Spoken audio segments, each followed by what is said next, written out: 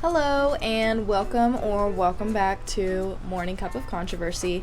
My name is Ryan. I'm your host, as some of you may know already. I appreciate y'all bearing with me through the sound quality of the last video. I was not quite used to using this microphone, nor was I aware of the fact that having it clipped right here was way too close to my mouth. I did, however, learn that before I filmed the interviews, so at least the interviews were somewhat bearable, but whatever. Anyway, thank you for bearing that. I promise I am working on it. I have a little microphone tool thing that I'm using this week, which is kind of interesting, so I hope you guys are entertained by that. It's actually a little mini sword. So, yeah, thought that was cute. Anyway, hello from future Ryan, who is editing this podcast episode right now. I want to go ahead and give a little bit of a disclaimer, because this episode is going to have some pretty serious, heavy topics. I'm going to be talking about mental health. Obviously, I'll be touching on a little bit of everything that comes and goes along with mental health, so if you know that you're going to be triggered or have any issues listening to this episode, then I would definitely suggest skipping it for this week. But other than that, let's go on to the video. This week, I'm going to be talking a little bit about mental health and the stigma that surrounds mental health. I did put down the dangerous stigma that surrounds mental health because it can be quite dangerous, and we'll get into a little bit more of that here in a minute. But first, let's move into the question of the week. Last week, I talked about what, if anything, is too serious to joke about. I gave some of my answers. I felt like, joking about things that trigger people, or obviously, I did have a friend that I saw recently say something along the lines of, I'm not responsible for your triggers, but if you know that somebody's been through something traumatic, or you know that something affects somebody seriously, and you choose to joke about it, that's a little bit too far. So I did have another person in the comment of that video say like other people's traumas, because other people's trauma is kind of a big deal. But this week, I want to talk about something different. So our question of the week this week is, what actions could you take to help someone exhibiting signs and symptoms, and how might this benefit the person? First of all, I want to come back to this after we talk about mental health stigma a little bit more in depth. So we're definitely going to come back to that. But something I did want to mention now is I saw recently that one of my good friends posted something on Facebook that said, check on your happy friends, basically. They had lost a friend to suicide in the past, and they just felt the need to share that on the anniversary of their passing. And for me, I was really glad that I saw it, because I wanted to include it in this episode. I felt like it's something that's really a big deal. Sometimes the people who smile the biggest are the ones that are hurting the most. And it's, don't be afraid to check on those friends, because it's really not easy to reach out. And we're going to talk about a little bit why it's not so easy to reach out in the topic of the week. So let's go ahead and get right on into that. First things first, what is mental health and what is stigma? So the definition of mental health is your mental well-being or lack thereof. So obviously, if there's a lack of mental well-being, then you most likely have some type of mental health disorder, mental health illness. Stigma, on the other hand, involves negative attitudes or discrimination against someone based on a distinguished characteristic, such as mental illness, health condition, or disability. So, now that we know the definitions, there is a couple different things that I want to talk about when it comes to mental health stigma. And I have a lot of different things that I wrote down, but there's some things that I'm just going to want to touch on from personal experience or just in general. Okay, stigma is one of the leading factors contributing to poor mental health outcomes, because it leads to delays in treatment and reduces the chance that a person will receive appropriate and adequate care. Like I mentioned earlier, it's not easy to reach out for help. And the fact that we have to worry about what people will think when we do speak up makes it a million times worse or harder, Stigma even existing basically proves that it's hard to speak up because the people don't always agree, or people think that there's something wrong with you, and it's just it's tough. It's really tough to navigate your mental illness in the world, especially with everybody else's views on your mental illness. Mental illness used to be considered a mark of the devil, a sign of moral punishment, and even the product of supernatural forces. Sometimes it feels like people still kind of view mental illness that way. Not necessarily like the devil or as intense as they viewed it back then, because back then they didn't really have the resources that we do now to understand. But even with the resources we have, people still don't understand enough to drop the stigma, at least enough for people to feel comfortable in this country, or even in the world in general, because stigma doesn't just exist in the US. Stigma involves a lot of different topics as well, and that's something that I talk about a little bit further in. But treatments of mental illness, luckily, is a different story, which is aged better than stigma, but psychology and psychiatry are still fairly young. I mean, obviously they've come a long way, but they still have a long way to go. Something I thought that was interesting, since we were talking about the topic of treatment, something I thought was pretty interesting was back in the Neolithic times, they practiced something that was called triphening, or triphening. I wasn't exactly sure how that was supposed to be pronounced, but it was basically where they would chip a hole in the person's skull to, quote, release the evil spirits that they thought were causing the mental illness, or anything really. There was a lot of things that they used triphening for, but mostly it was used for mental illness or what was suspected to be the devil. It was crazy. If you go read stories about what they thought mental illness was back in the day, you'll honestly probably be a little bit, what's the word? I guess just happy that we have the amount of research that we do now. The word I was thinking of was grateful. I always remember while I'm editing, like, oh, I remember what I was trying to say, but you're welcome. And the fact that people don't understand that is partially what's causing the stigma to stay the way it is. Stigma has mostly arisen out of fear or just a lack of understanding, like I just said, of these mental illnesses. And hopefully as science learns more, the stigma will decline. We all have bad days, and it's one thing to have a bad day, but it's another thing to not understand that you're not alone, and just genuinely feel so lonely and isolated from the rest of the world, because you're just so scared of what they're going to think when you talk about how you're really feeling inside, or what's really going on with your emotions. A 2013 study that was done, this is a long time ago, almost 10 years ago, but still, a 2013 study showed that even though most people have a better understanding of mental illness, basically the majority still has a negative outlook on those with said conditions, that they feel like they understand more now. They just still, for whatever reason, have a negative outlook, like you're different or you're not normal, which is something that really bothers me. That's something that I've been thinking a lot about lately. And in one of the testimonials that I received, somebody actually even was using the word normal, but it's hard, and they put it in quotations, and that's exactly what I do every time I use it, because it's hard to say that I'm not normal, or this isn't normal, because what is normal? I don't believe that anybody is normal. I feel like everybody has their little quirks and flaws and imperfections, and it's what makes everybody beautiful and individual. And it's just sad that we still have to live in a world where we're scared to come out and be honest about our emotions and the things that are bothering us, and the thoughts that we struggle with and all kinds of stuff.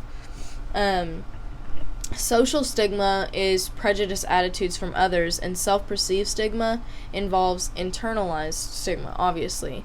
Personally, I feel like the two go hand in hand, because if there was no social stigma, maybe there would be no self-perceived stigmas, you know? I would do anything to help support somebody who was going through a rough patch depression-wise, even if they were just an internet friend of mine, you know, which I've tried to connect with a lot of people across not just my country, but a lot of other countries. I just seem to be like the type of person who enjoys connections and learning from other people and, you know, just growing in that way. So it's been really interesting to be able to open up to people and to finally let go of the stigma. It helps so much. And I feel like if people aren't going to change the way they look at us, those of us with mental health issues, then we just have to change the way that we perceive the world, you know? You just have to look at it like nobody cares what I'm doing, and at the end of the day, if they do, that's kind of weird. Like, leave me alone. I'm dealing with myself. I'm bettering myself for my life. That does not involve yours at all, you know? Like, your opinions really shouldn't have any say in how I'm going to live my life or what I'm going to choose to do with my personal goals and my personal well-being. And I feel like everybody should kind of adapt that. It's really hard. It took me a long time to kind of get to that happy person, positive person mindset. But once you get there, it makes things so much easier. It makes everything so much easier. And, you know, you're still going to have the ups and downs, the bad days, but at the end of the day, when you're having those depression days, when you're having those down days, when you're having just a really tough day, you know, I'm speaking more out of just personal experience, because I know that there's a lot more to mental health than just feeling sad or, you know, being depressed or being anxious. That's just personally what I deal with the most. But when you're having those days, all you have to do is just tell yourself, tomorrow's another day.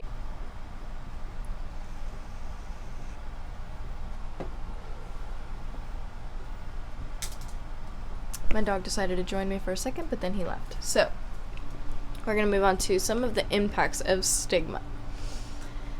I'm just going to kind of list some off, and then I might talk about them or touch on some things that I want to elaborate on. But some of the things that I found while doing some research: reluctance to seek help, delayed treatment, which increases morbidity and mortality for obvious reasons, social rejection, avoidance and isolation, worse psychological well-being, poor understanding among friends and family, harassment, violence, or bullying, poor quality of life, disability, and increased socioeconomical burden, and increased feelings of shame and self-doubt. Combating stigma is never easy, but remember, you're never alone. Speak out and find some support. And I'm definitely going to try to find some types of support groups, or, you know, I know of a couple different like group chats and just like pick me up places where you can go if you need just some type of support to reach out and know you're not alone. And I'm going to list some of those things in the description. Other than that, let's move on. The next thing I wanted to talk about was some celebrities that also suffer with some mental illness or mental health issues. While stigma exists, it can eventually be eliminated with greater education and awareness about mental health. That's something that I said a couple times already in here, but I just really wanted to reiterate that.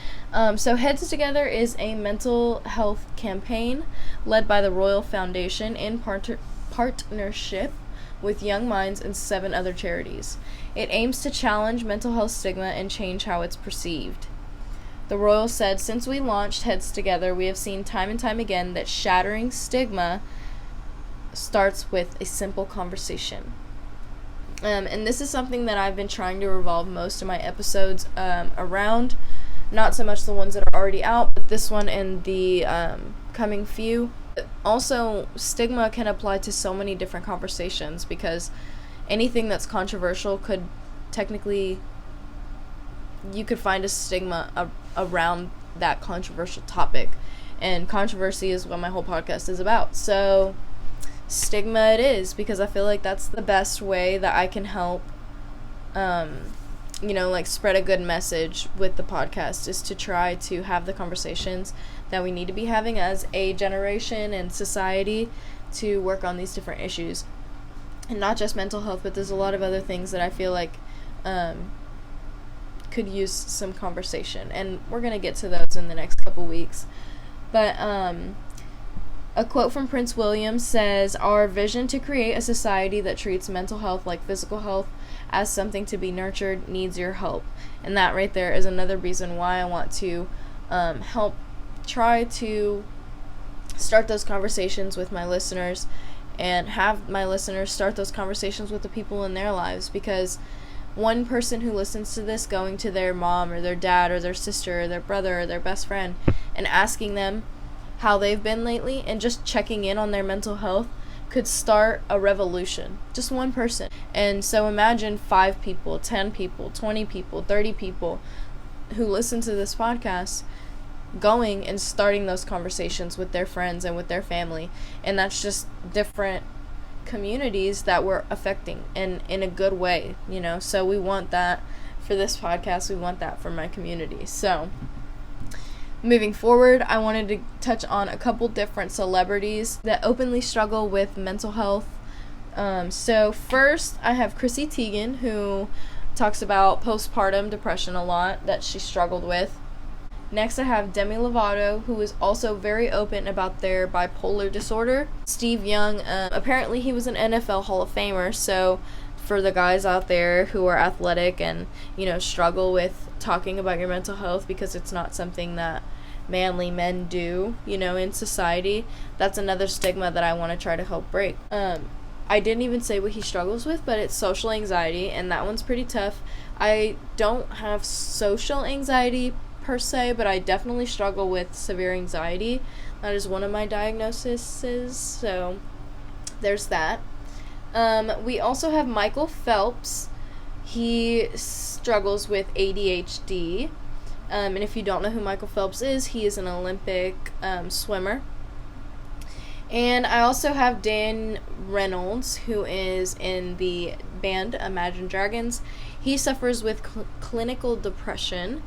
And that's just 5 of millions of celebrities in the world that struggle with mental health issues. And I feel like celebrities being able to be so open kind of helps us non-celebrities feel like it's easier to open up, because you see the people that you look up to in some way, shape, or form opening up in that way, and it makes it a little bit easier for you to feel like it's okay for me to talk to my mom or my dad or my best friend or my brother or my sister or whoever it is, about what I'm suffering with, because maybe they'll listen and maybe they'll understand.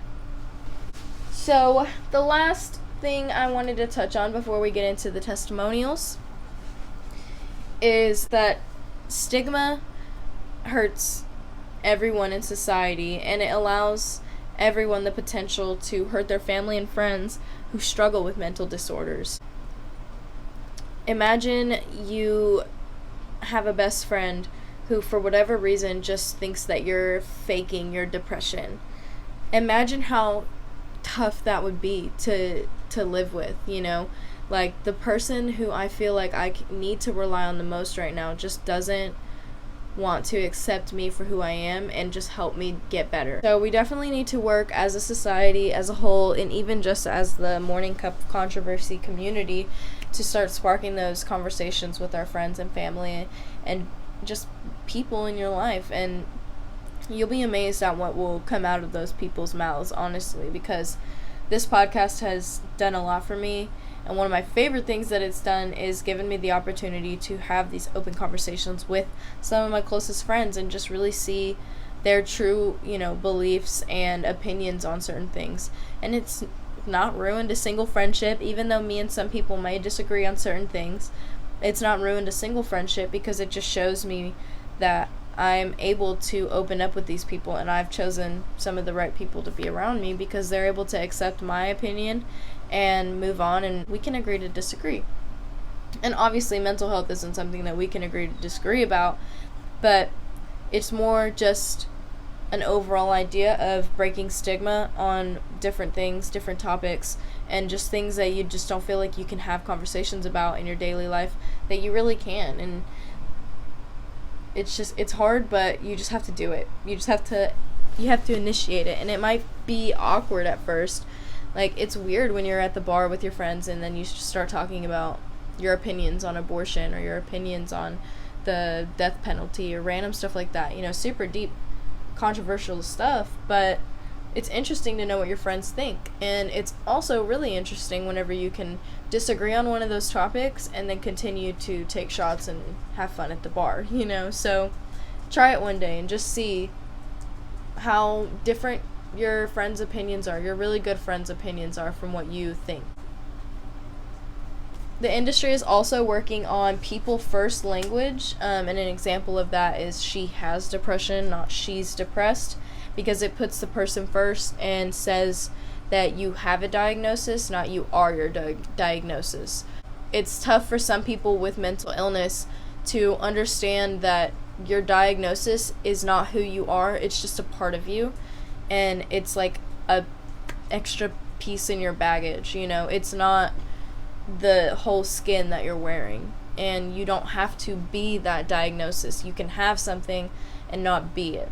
For me, it was really important to understand that, and so once I did, it helped me to kind of separate myself from the diagnosis and accept it and bring it into my life in the aspect that I needed to, being where I need to cope and what I need to do to, help myself, and not the only thing that that I have to offer is the fact that I'm mentally ill. Like, no, that's not it. I have a mental illness, but that doesn't mean I'm mentally ill, So I'm going to leave that there, and like I said earlier, I do want to go back to the question of the week really quickly, so let's go ahead and do that. Okay, if you forgot, our question of the week was, what actions could you take to help someone exhibiting signs and symptoms, and how might this benefit the person? So at first, I was talking mostly about just checking on your happy friends and making sure that they are doing okay, After we've had all the conversation that we've had, I feel like I want to add in just what actions could you take. Just start the conversation. Just ask, it's basically the same thing that I said earlier, but just ask, just check in on people, make sure they're doing okay. And I feel like this could really benefit the person because they'll just understand that somebody is there for them and it's not just them fighting this fight alone. So I'm going to leave that there, and you guys feel free to leave your answer under the Spotify in the Q&A or in the comments on the YouTube video. So let's talk a little bit about some testimonials. These testimonials are basically just some people who wanted to share what they've been through with their mental health and what to look out for, certain things like that. Me personally, I can say that the stigma affected me because I didn't feel like going to therapy. I didn't feel like it would help me. I thought I was just going to be judged, and that all was caused by the thoughts that were put in my head by society. I was scared to ask for help in school. I struggled with really severe panic attacks in the middle of school, most days in high school. And I was scared to ask for help. I was scared to tell a teacher or ask my counselor or even tell my parents that I was struggling. And I was worried what my family would think. I was worried what the teachers would say. I was worried that I would get in trouble for having a panic attack because I didn't understand what was going on, and I didn't understand, why it was happening to me and why I wasn't able to just snap out of it. And I hid it for so long from my family to the point where once I finally was diagnosed with anxiety and depression, they were kind of confused and shocked, like, Ryan, depression, like anxiety, what? Because I just hid it, and I was the happy person, I put on a smile. And after I got diagnosed and my family found out, I stopped having to be that person, and things got pretty dark for me for a little while. But I'm better now. I'm struggling with my newest diagnosis of anorexia, but that's a whole other story that, I've explained that on other platforms. So if you're interested in hearing a little bit more about that story, then you can go find it on Instagram, I believe. But I want to go ahead and give some more light to the people who were awesome enough to send in some testimonials about the things that they've struggled with. Person A. I don't want to give away their genders or their names because stigma and privacy reasons. If you are any of these people that I'm reading about, thank you so much for sharing anything that I share to the podcast, because I really think it's going to make a difference.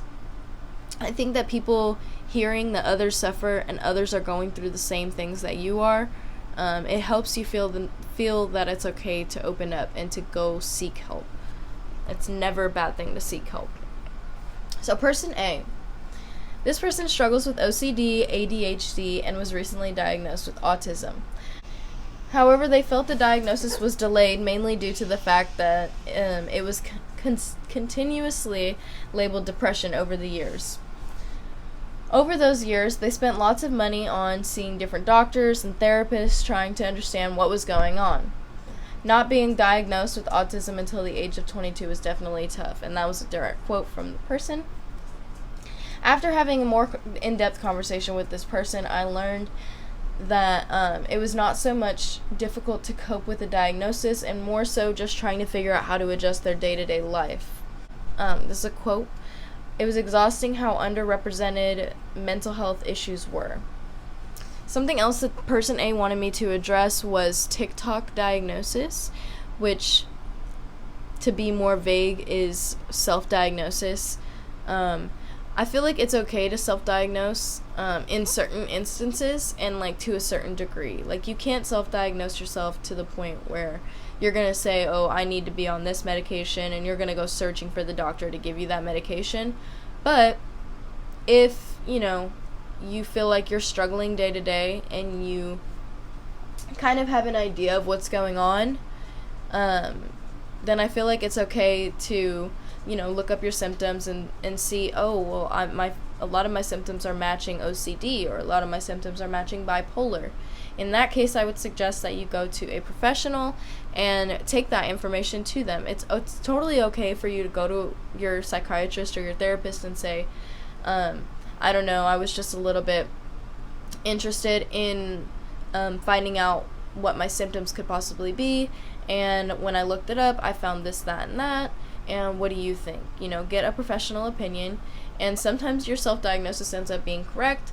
Other times your self-diagnosis, without being checked out by a professional, could end up leading you down a road that you don't need to go down, or two, could be potentially harmful for you, because if medicated incorrectly, things could go worse than they were originally.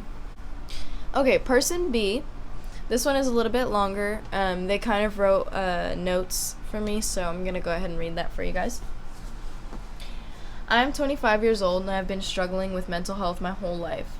As a child and teenager, I struggled with depression, anxiety, PTSD, and anger issues. As I got older, I started becoming very reckless. I didn't know how to let out the negative feelings I was dealing with and started using substances to cope. This led to an addiction problem which I have thankfully overcome. At the age of 20, I was diagnosed with borderline personality disorder. It made sense, but it still didn't answer to the consistent mental problems I was having. It felt like everything was so hard for me to do, things that a normal person would and could do. I was spiraling on and off for a few years until I finally decided to seek help. I realized that my physical body would catch up and heal when I start taking care of my mind.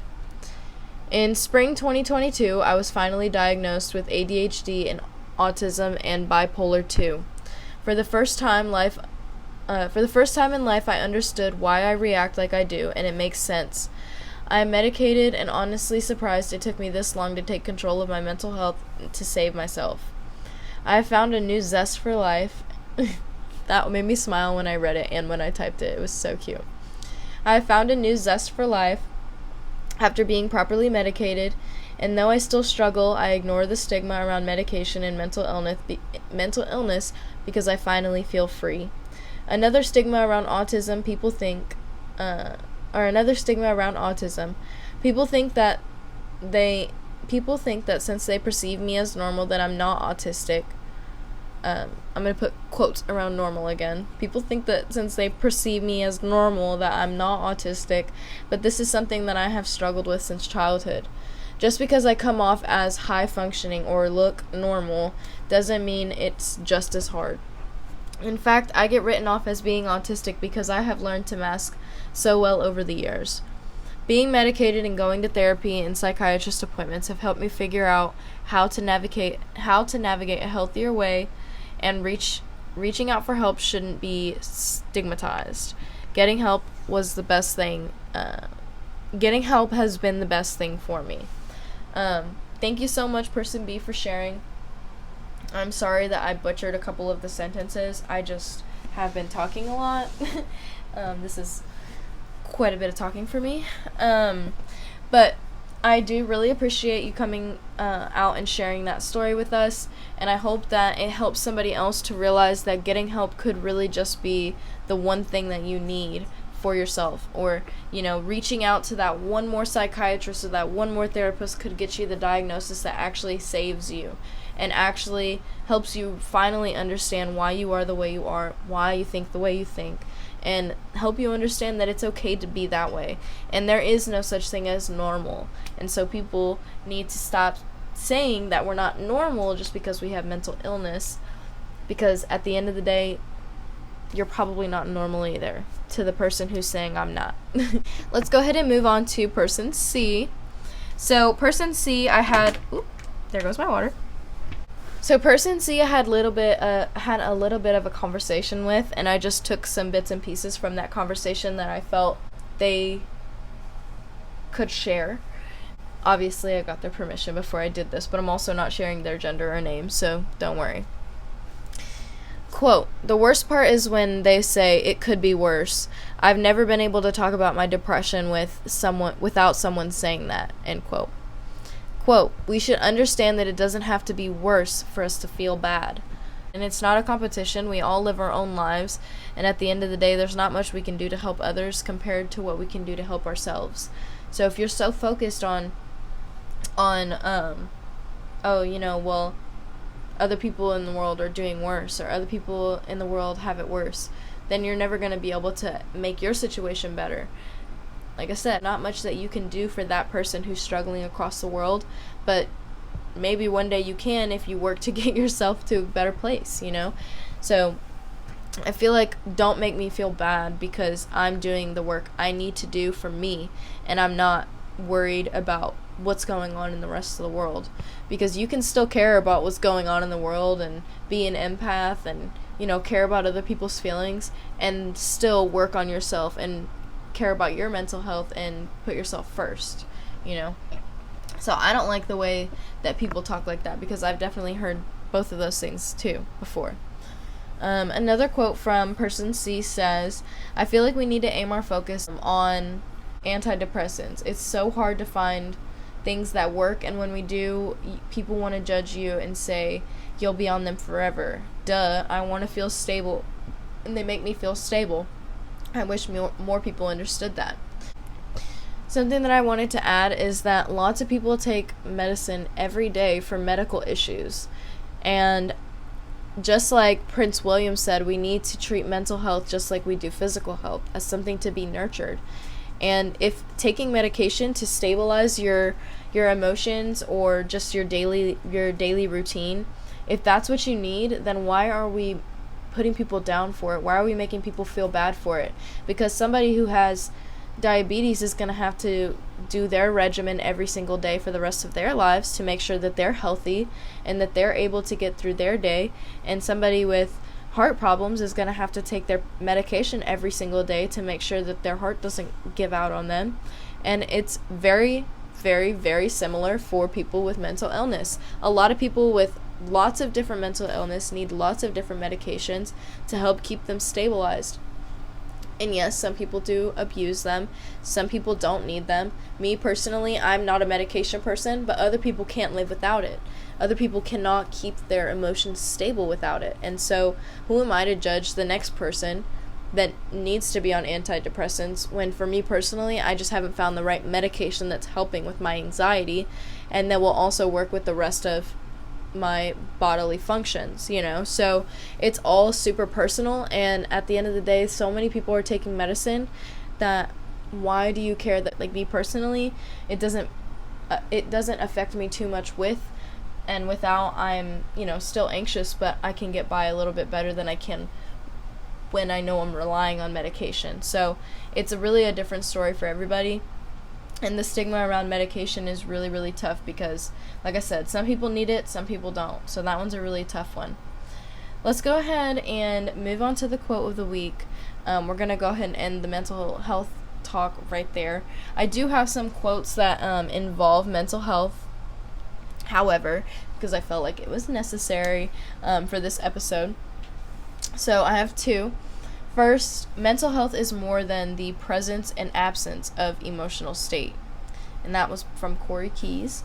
And my second one for the week is, one small crack doesn't mean you're broken. It means you were put to the test and you didn't break. And that was by Linda Poindexter. And I love that one, and that is actually the motivation behind my newest tattoo, the broken glass on my elbow, because I want my tattoos to symbolize something to an extent. Some of them really don't. Most of them really do. And this one, I just wanted it to be like a focal point of this arm because we're all broken a little bit, but that doesn't mean that you lose value. And I saw actually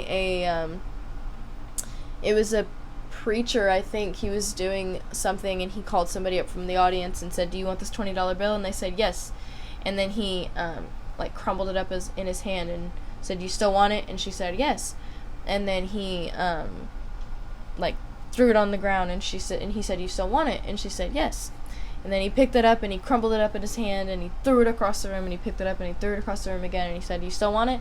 She said yes. And he stomped on it and he threw it across the room and he stomped on it again and he twisted his foot around and he just made it a whole jumbled up mess. And he asked her one last time, "Do you still want it?" And she said yes. And he said, because it never lost its value. The $20 bill at the end of the day is still going to be a $20 bill. Just like you may have depression, or you may have anxiety, you may have bipolar, ADHD, autism. There are many spectrum of disorders. You may have one or many of them. And at the end of the day, you're still a person. You're still a conscious human being who has a life and who can maybe make decisions for yourself and tell right from wrong. So at the end of the day, you don't lose your value, and you're not broken just because you have one crack or two cracks, you know. So that's all I have for y'all today. I want to give a huge thank you to the people who have been helping me with my podcast in lots of different aspects. Alan for the cover art, and this week's I'm super excited about because this was something that I just kind of came up with, gave a prompt in my Discord, and he was able to get it for me like that, lickety split, and it's beautiful. I love it. He does some really great art, and I will be tagging him in the description, so if you want to find him, you can go check him out there. Also, Marty for helping me with research. Marty's a really good friend of mine that I went to school with him literally from kindergarten to my senior year, and he offered to help me with some research for different episodes, and I took him up on that one for this episode, as well as a couple others that are coming up very soon. And yeah, I basically he gave me a lot of really good information, so much so to the point where I'm going to have a whole other mental health episode that's going to use another third of the information that he gave me. So huge thank you to Marty for that. And lastly, thank you to Black Cat for editing, because I definitely need some help with that.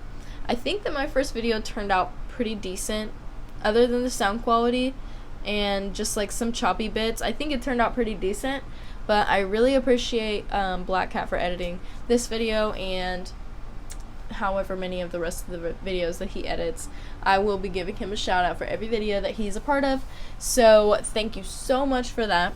As always, I will have a link in the description for all kinds of resources, from abortion to mental health, and even places to donate for those in need, like victims or victims of the families of the victims from the recent shootings, and all kinds of stuff like that. I normally have some updated resources in there underneath every podcast, so feel free to go check that out. Also a link down there so you can check out my socials everywhere other than on YouTube and Spotify. And yeah, and that's gonna be about it. I hope you guys have an amazing week, and I will talk to you next time. Bye.